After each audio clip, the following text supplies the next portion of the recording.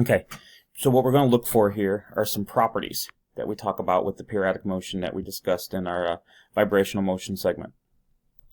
Now, the first thing I want you to look at is this graph, and this graph can be kind of overbearing because it looks like something you'd see in math class.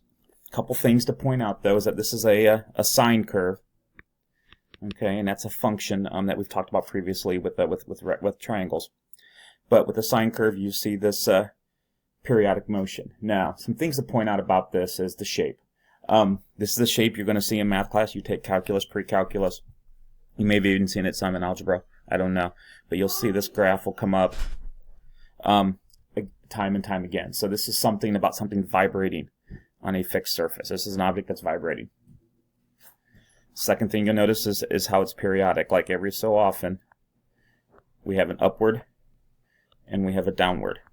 Now this this position here in the middle, this would be your equilibrium position of your vibrating object. When we talk about forces acting, as the object gets closer to here, it's going to slow down because restoring force is slowing it down. The object will then speed up as it returns to its equilibrium position and then slow back down as it goes away from the equilibrium position. So we do notice a little bit of change in speed. The third characteristic to look at is damping. If you look, each of these points at its high point is just a little bit lower than what we see from the one before it. And that means some energy is being lost. Now remember, this energy is not lost, it doesn't disappear, it goes into another form. But we see this with objects that are vibrating. They will slow down, and this is due to damping. So when we look at this, this is the kind of information we can get when we look at an object that's vibrating. Two other terms, period and frequency. These are measurements. The period is the time for a complete cycle. So if an object's vibrating up and down, it starts here, it goes up, it goes down, and it comes back again. That would be a period when we talk about the movement of a mass. The displacement is amplitude, and that's the distance from its highest point to equilibrium or from its lowest point to equilibrium. So it's to equilibrium. That is an amplitude. And then frequency is the number of cycles per period. So if we know our period, how much time it takes for it to do a cycle, if we just do the inverse of our period, we can find the frequency. So they're inverses of each other. One goes up, the other goes down. If we have a higher period, we have a lower frequency, and vice versa. Now, what is amplitude? Amplitude's maximum displacement from the resting position.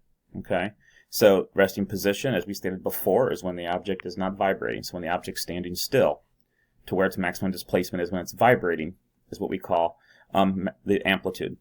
Over time, the amplitude becomes less and less, as we saw, and this is due to damping. Now, the amplitude is what we talk about when we talk about energy. So when we look at the sine curve, this amplitude from resting position to the top, this is going to be how much energy the wave has.